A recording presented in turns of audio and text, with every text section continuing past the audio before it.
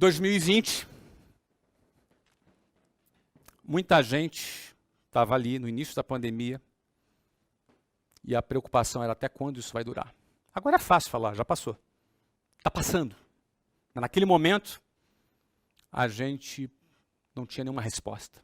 Quanto tempo isso vai ficar fechado?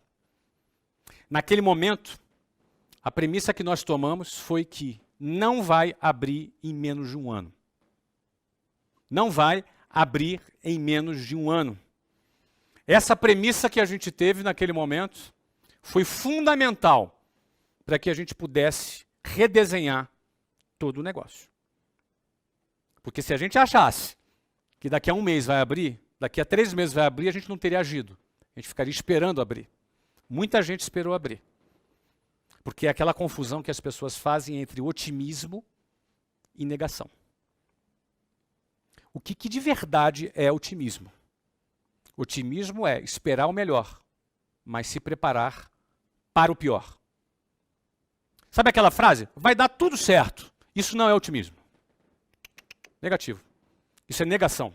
Sabe por que isso é negação? Porque não vai dar tudo certo. Não dá tudo certo. Aliás, é o seguinte, quase sempre dá um monte de coisa errada. Isso é fato.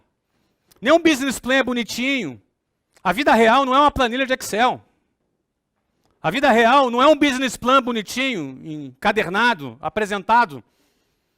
A vida real é cheia de percalços. E o empreendedor precisa entender que isso é o normal. Dar tudo certo não é o normal.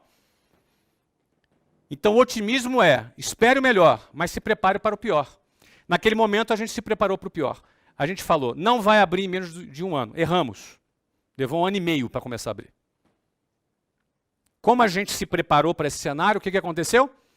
Nós, na primeira semana da pandemia, deixamos congelado aquele negócio que construímos em 25 anos.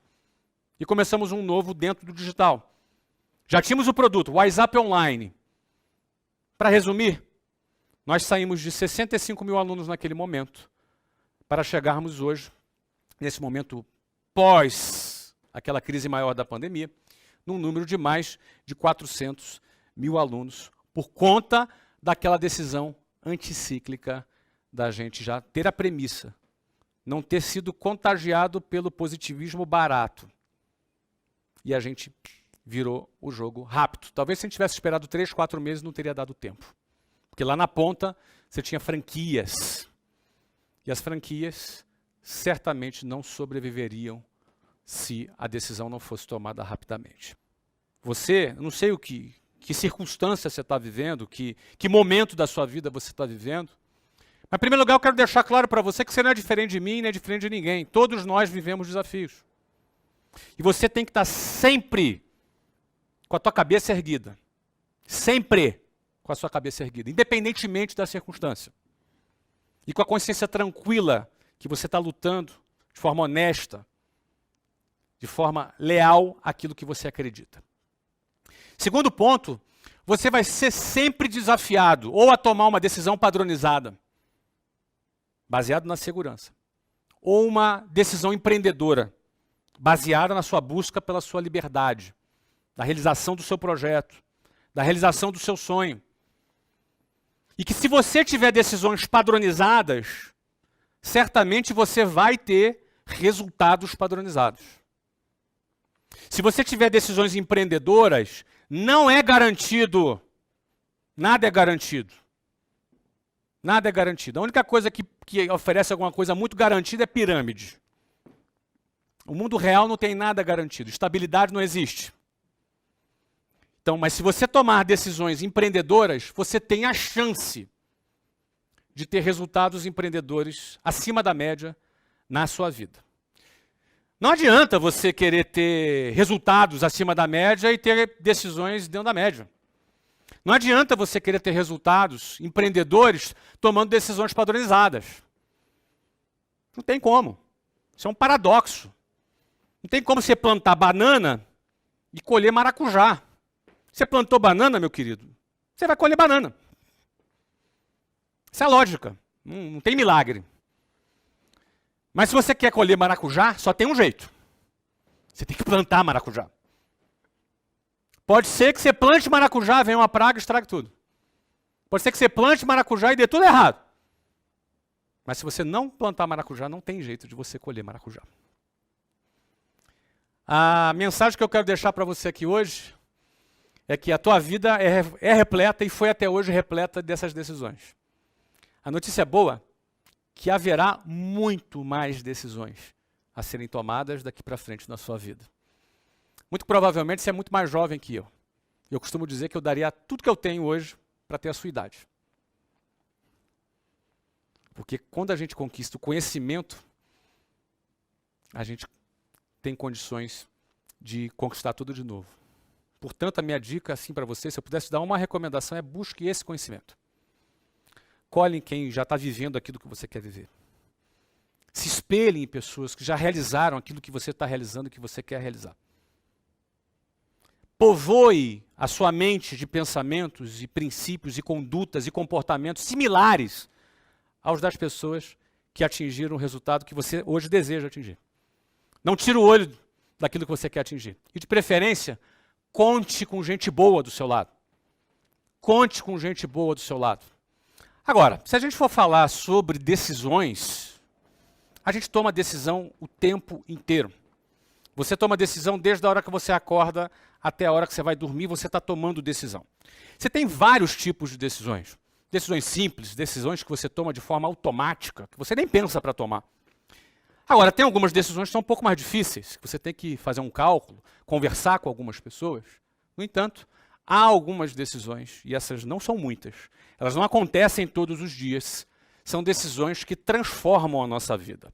São decisões que, se você vai para o lado direito, ou se você vai para o lado esquerdo, o resultado final, ele é completamente diferente. Essas decisões eu chamo de pontos de inflexão. São pontos de inflexões na nossa vida. Quem é bom de matemática, aqui no banco está cheio de gente boa de matemática.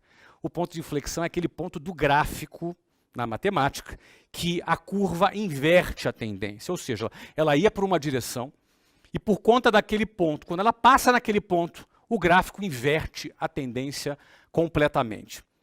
É isso que eu chamei de ponto de inflexão. Na nossa vida, há decisões que são pontos de inflexão. Se você vai para um lado, tua vida tem uma história. Se você vai para o outro lado, a história pode ser completamente diferente. Às vezes melhor e às vezes pior. Não por acaso, esses pontos de inflexão são decisões super difíceis. São decisões que são acompanhadas sempre de tensão, são acompanhadas sempre de estresse, são acompanhadas sempre de, muitas vezes, de angústia, dúvidas, incertezas, medo. É um coquetel de sentimentos que a gente tem quando estamos diante de um ponto de inflexão. É nessa hora que, mesmo pensando, mesmo refletindo, mesmo pedindo conselho, mesmo às vezes até sendo bem assessorado, a gente precisa ter, de certa maneira, um padrão mental para que, em muitos casos, a gente tome decisões não padronizadas. O que eu chamo de decisões não padronizadas? A gente tem uma criação na nossa família, a gente estuda numa escola, vai para uma faculdade, a gente convive numa sociedade, e existe uma coisa nesse conjunto, nessa sociedade, que a gente chama de senso comum. O senso comum é esse conjunto de pensamentos, de ideias, de hábitos, que de alguma maneira povoam a nossa mente e, em muitos casos, fazem com que a gente tome decisões meio automáticas. São decisões quase que padronizadas, são aquelas decisões que são aceitas do ponto de vista social com muito mais facilidade. Já também existem outro tipo de decisão que a gente toma, que são decisões mais empreendedoras. Elas não são muito convencionais, às vezes são decisões anticíclicas. Elas são, às vezes, contrárias a uma tendência natural. Eu vou dar um exemplo para você. Não é uma decisão cíclica, não é uma coisa natural você tomar risco. Nós, como seres humanos, temos dentro de nós um sentimento de autopreservação. Esse sentimento de autopreservação nos ajuda, inclusive, a sobrevivermos como espécie. Ao longo de muitos anos, esse sentimento, esse instinto de autopreservação, ele nos ajudou a sobrevivermos enquanto espécie humana. Portanto, temos, às vezes, principalmente a depender do nosso meio de vida, do nosso meio social, familiar, religioso, acadêmico, enfim, há muitos fatores aí que influenciam, a gente forma um senso meio automático de decisões baseadas na autopreservação. Não por acaso, muita gente se preocupa muito com a estabilidade. Muitos fazem concursos públicos, muitos tomam decisões um pouco mais conservadoras.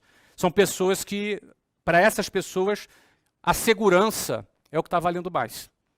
A segurança é a sua principal metáfora de vida. Por outro lado, há pessoas em que a liberdade é a sua principal metáfora de vida. O que eu quero dizer é o seguinte: em algum momento na minha vida, algum momento na sua vida, todo indivíduo, em algum momento, ele faz uma decisão se ele pauta a vida dele pela segurança ou se ele pauta a vida dele pela liberdade. Isso é um tipo de decisão que a gente toma. Todos nós tomamos em algum momento da nossa vida. E o interessante é que isso é um tipo de decisão que a gente toma não necessariamente de forma consciente. Às vezes é uma decisão tomada de forma inconsciente. É uma decisão tomada em grupo, tomada em família, tomada pelo grupo social a qual você pertence, que tem esse comportamento. De repente, pessoas mais voltadas para a segurança e outros mais voltados para a liberdade. Você pode ter certeza que o mais anticíclico é a liberdade. Porque o mais cíclico, o mais convencional, o mais padronizado é o movimento pela segurança. Por que eu estou falando isso de forma até um pouco genérica? Porque em algum momento da nossa vida a gente vai precisar tomar essa decisão. E essa decisão, uma vez tomada, ela vai pautar, ela vai mudar a maneira como a gente vive. Nossas decisões vão ser tomadas ou pela segurança ou pela liberdade.